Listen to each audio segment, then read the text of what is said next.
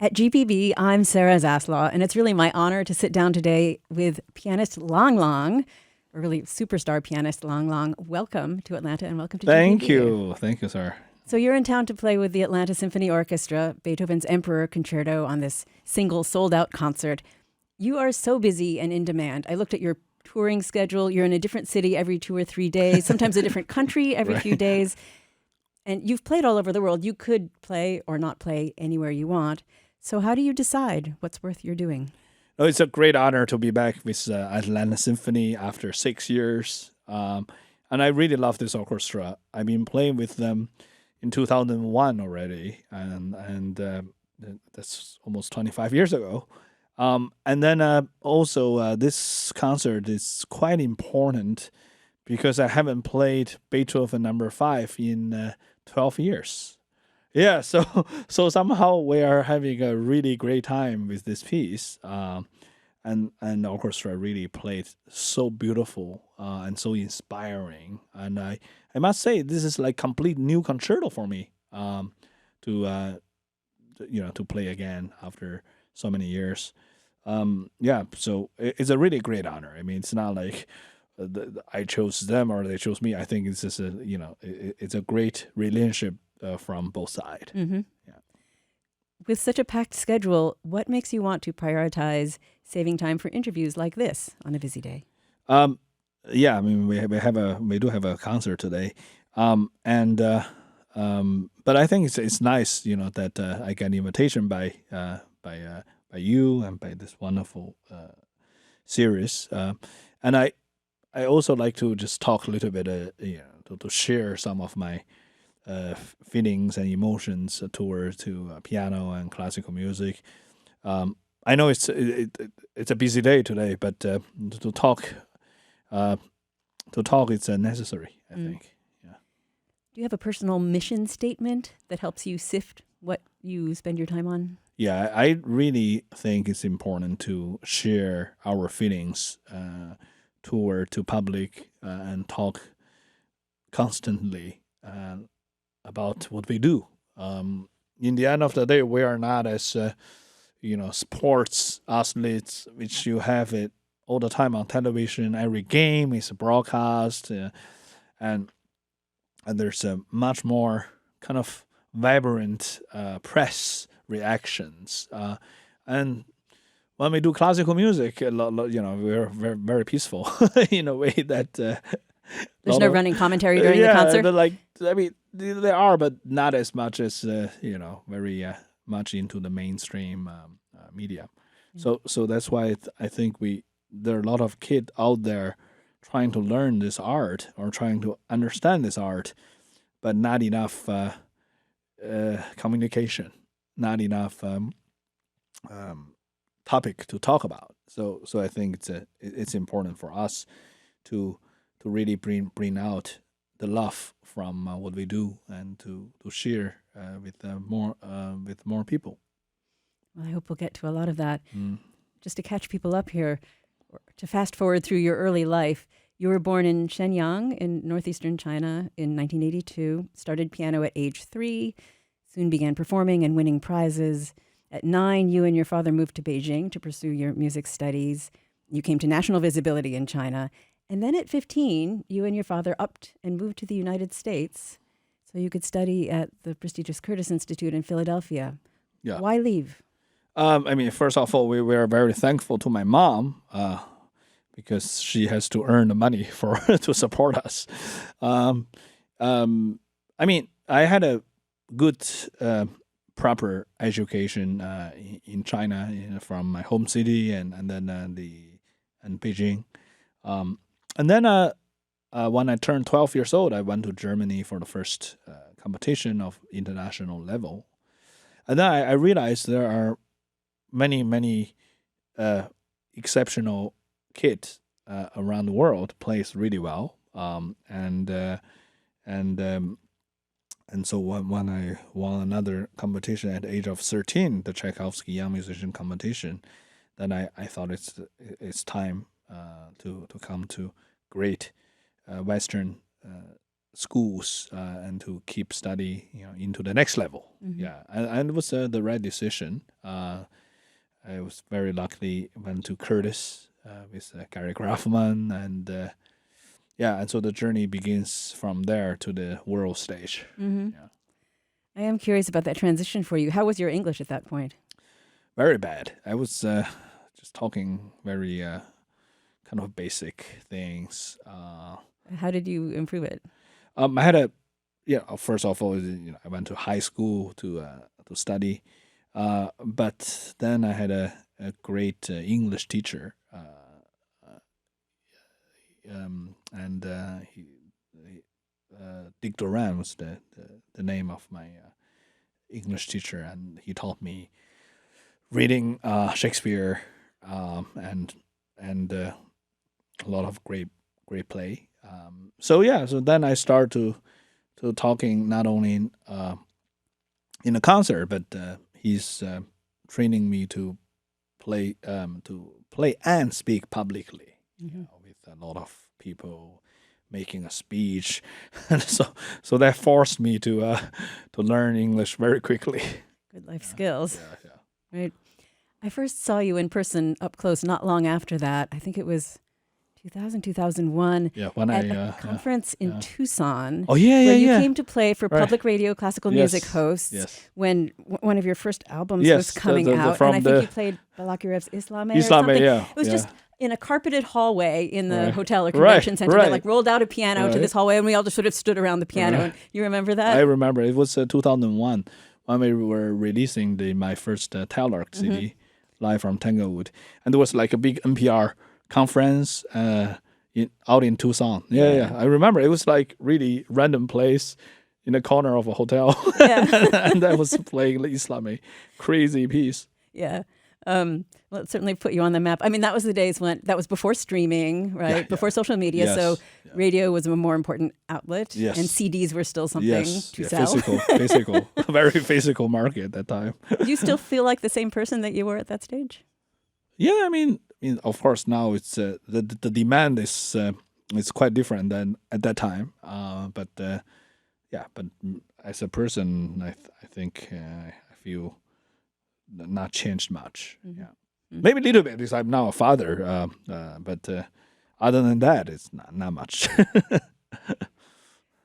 Well, since that time, you've had this huge international career as a performer, and not just as a concert pianist, but as a sort of global influencer about music, online and offline, with really too many honors and highlights to list. It's a long list, but including things people might remember, like a big spotlit moment at the opening of the Beijing Olympics in 2008, Yes. or more recently playing at the reopening of Notre Dame Cathedral in Paris. What do you value about these big public sort of events that's different from a concert hall? Yeah, those big ones are really, really good for broaden up classical music to the general public. And I remember when I played in Beijing, my phone got a kind of it was kind of froze because there's too many messages after after the event. Because everyone in the world was saying, I saw Yeah, you. I saw you. Hey, yeah, you did. Yeah, it was an interesting performance. Yeah, and so that was really, really huge. And then of course to play at the Grammys also a few times, and this was really, really great. Yeah, but I think it's a really great to be on those huge world stage and to play something that we feel the most comfortable and to share those classical music elements to the world, and people actually quite excited. It's like, wow, it's quite different. This is not like a pop song, but it's something else. Yeah, and so it's quite fresh for them. Mm-hmm. How do you measure how many people you bring into the fold this way? It's very hard. I never really measuring because you really can't measuring. But from of course there's I mean I know there are a lot of people watching it, and then when they come to my recital or a concerto performances, I see many like first time goer for classical music, and they come to the backstage after when I doing the signings. They always say, "Oh, this is like the first concert ever. It's quite good. I said, yeah, please come back. Yeah, classical music's very passionate. Yeah, and so and now we have a lot of young kid around the world learning piano and other instruments, and so I think it's a good way to develop more musical talent from those huge events. Mhm. Yeah. You grew up with the pressure to be number one, and you wanted to be number one. You had that sort of drive. What did that mean to you then, and how has your idea of success evolved? I mean, I now changed my slogan. Oh, what's your slogan? So my slogan before was like trying to be number one, kind of silly actually, but now my slogan is trying to be the best I can. Yeah, so that's what I'm trying to do every night to play in a concert is to really try to bring everything I have learned, experienced, and to put that into that concert. So it's less competitive. It's not comparing yourself It's to a other different people type of competitive. with yourself. Yeah, it's actually more. It's more challenging actually Mm. in this way, but it's much more focused in the music rather than something else. Yeah, once you're just trying to be number one, then you're not thinking too much about music, but more about yourself. Yeah, but once you're putting self into the best you can do in that present time, current time, Mhm. that you're focus everything into the music. Yeah, and I think this is exactly like how I have learned when I came to see Gary Graffman at Curtis for the first time, and he said that, "What's your plan?" I said, "I'd like to be world famous pianist." And he said, "You should change your plan. Your plan should be world great musician." Mm. Yeah, I know. Okay, I didn't even understand that time, but now I got it. Hmm. What he's talking about? Yeah. When you perform, do you get into a flow state? Do you know that expression, flow? Like when you're so absorbed that everything else just sort of goes away? Yeah, I mean, of course, on the stage we are in the music zone, so you're kind of like a different space or a different dimension. But still, you have to be very clear-minded for what you're doing. If you get carried Not too carried away. away with this kind of a great waves or flow or whatever, then sometimes you're missing note. So you have to be cold and hot in the same time. Some amount of control Like a is sauna. required. Like a process of making sauna. Do you ever get nervous? Um, yeah, I do sometimes when I do a new program for the first time. Uh-huh. Yeah, then, but the best way is to just prepare better, and then to rest better. Then the stage fright is getting less. Is that what you would advise someone else who has that problem performing? Yeah, I would say just breathe Mm. before the concert. Breathe. Yeah,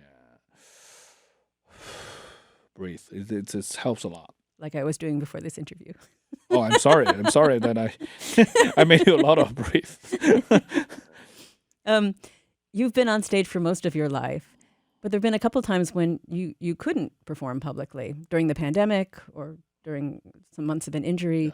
How did that feel to you? It must have been a real change in your lifestyle. Actually, yeah. But when you're not able to perform, like such as COVID, yeah, or inflammation of the arm, you just have to relax and learning new repertoire or reading some books or do something very personal.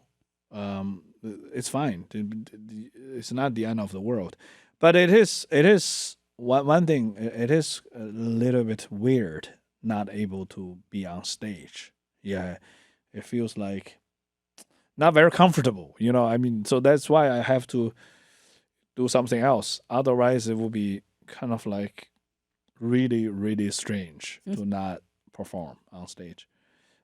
Yeah, but the good thing is that all those things are very short term. So you appreciate more when you come back. Mm-hmm. On stage, you're like you treasure the moment even more.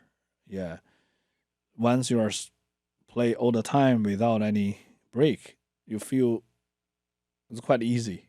It's never easy, but you don't feel this is special. Mhm. Yeah, but when you have a little break, that it it is feels much more special to be back, and you appreciate much more than before. Mm. Yeah. You are a parent now yourself. You described your son as being wigglier than you were at his age.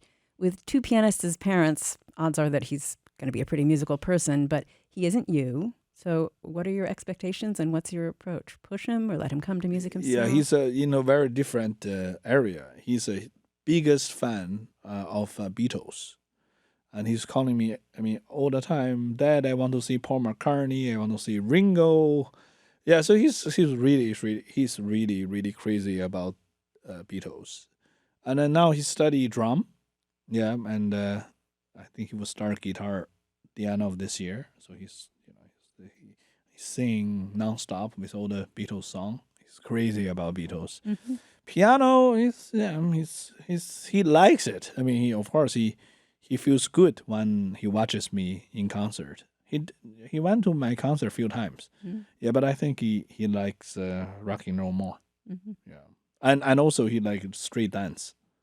Yeah, he's taking some of the dancing lessons. That's good for those wiggles. Yeah, yeah. Yeah. I'm curious what language you speak at home because you're Chinese, your wife is Korean, German. You live in Paris, right? Yeah, he speak already 4 languages. He speak very good Chinese. He can even write a little bit. And his German is very good. English is okay. He understand, but not great. And now he start French from the kindergarten in Paris.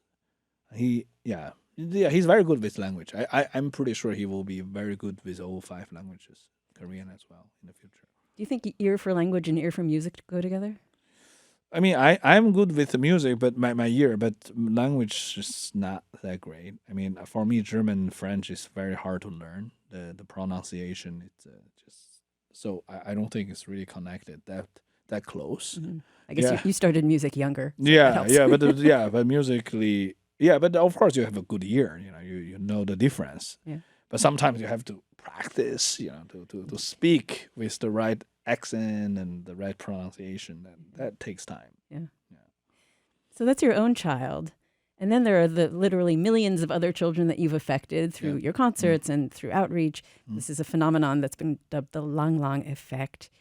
You have a foundation to help spread music and an educational program for schools. Can you tell us about Keys of Inspiration? Yes, we now have 120 schools in the U.S. and around the same amount of schools in China. And then in the U.S., we call this program Keys of Inspiration. And the idea is to bring smart pianos to each schools. We have like around 20 to 25 or 30 smart keyboards in those schools. In one room in a lab. And then the idea is for them to not only take the music class but also to play the piano. So in a way that they're learning how to sing, how to read the note, but also they're able to play music.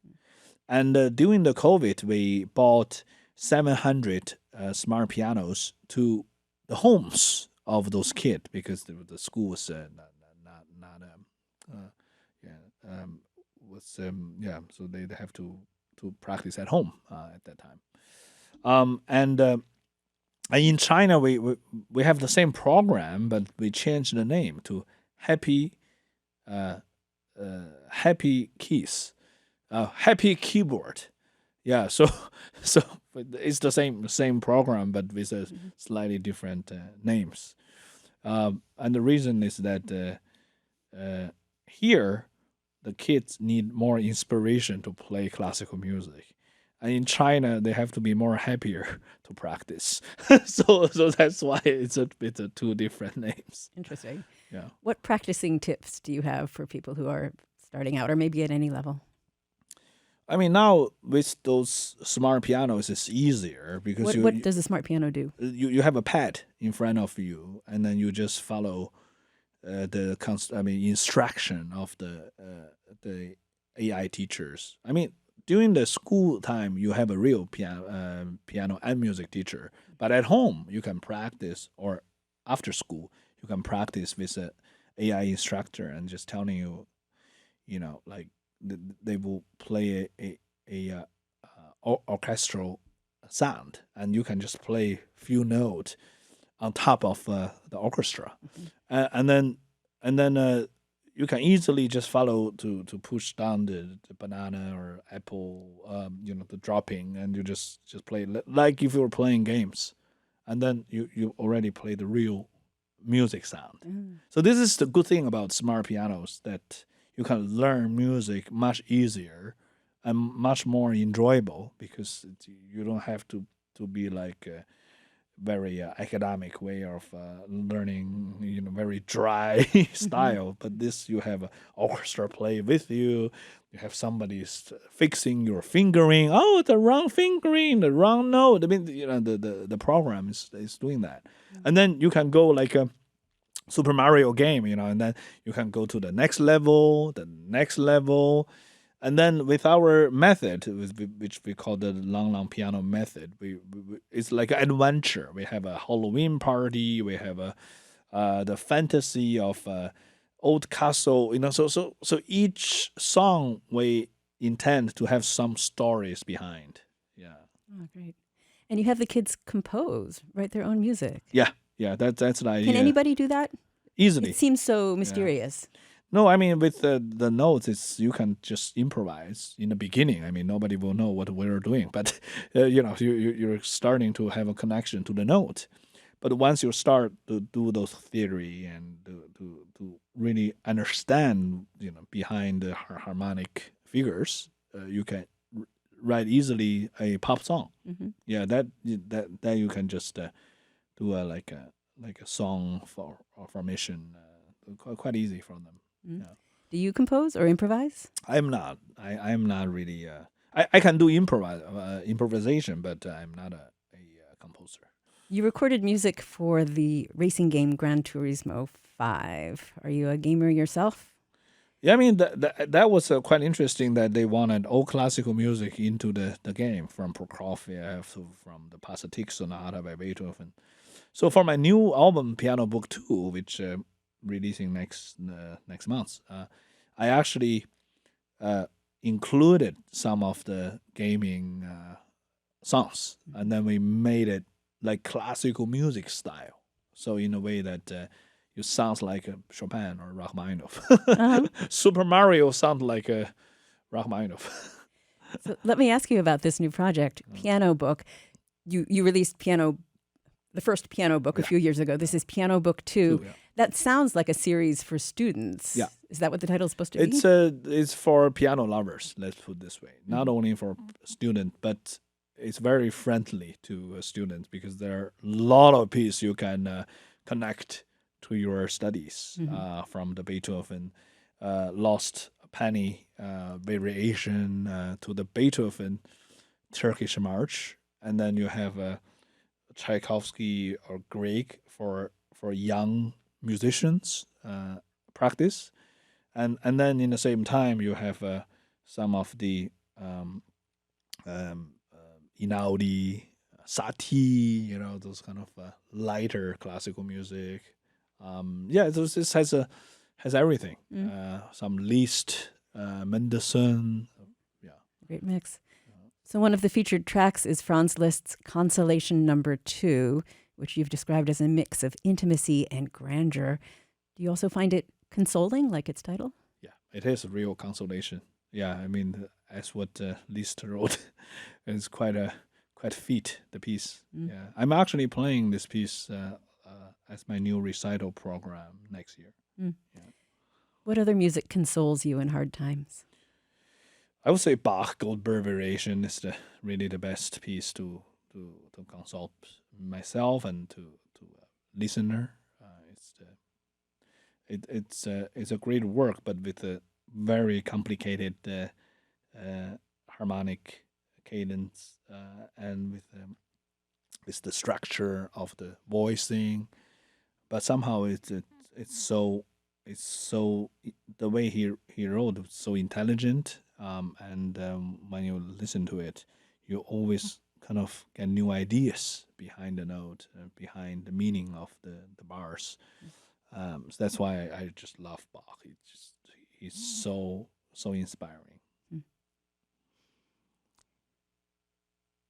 You've talked a lot about your sort of role as an ambassador for music, wanting to spread it to everyone who can. In this complicated world, can music itself be a form of diplomacy?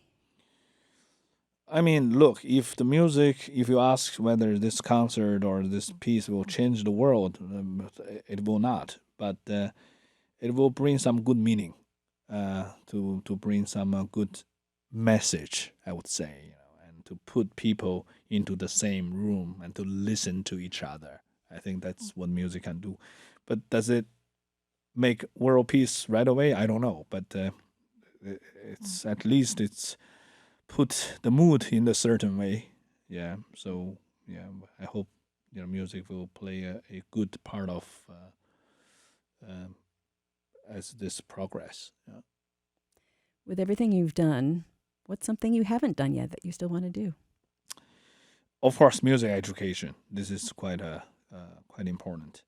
Um, we are still working very hard on this and to try to change some of the settings in the public schools uh, for this music class to get into with more schools in the U.S. and in China Great. and in the world. Yeah, we started a little bit in Europe as well. Yeah, so each country is so different. You really can't compare with The school country. systems, the musical Yeah, culture. it's a very very different type of. Yeah, but still, everybody realize how important is the music class in the public schools. Everybody understand that in the same way. So at least this is something we have to keep working. Yeah. And then on a lighter note to end, aside from all the working, how do you relax or unwind? I gather you like cat videos. I mean, I like to I like sometimes to see social media videos to chill. And also I really love to being in the park. Yesterday actually I went to the Piedmont Park, the botanical garden. Yeah. It was very beautiful with the at least in the Wonderland theme. And I already saw some of the big pumpkins for the Halloween. Scarecrows for October, yeah. Yeah, yeah. Oh, great. You have time to do that. That's Yeah. nice. Anything else that you'd like to share with our audience in Georgia or beyond? I'm just saying that I just want to say that I'm so happy to be back with Atlanta Symphony. And also last year I played also in Georgia a recital in April. And I think the audience here is really, really great. Since when I came in 2001, I already felt there's so much passion for classical music. And also they have a lot of new audience. And I really hope that please keep this great tradition and to always come to the Atlanta Symphony Orchestra's concert and to be a supporter of classical music and to enjoy the moment. Thank you. This was fantastic. Lang Lang, thank you so much. Pleasure. Thank you.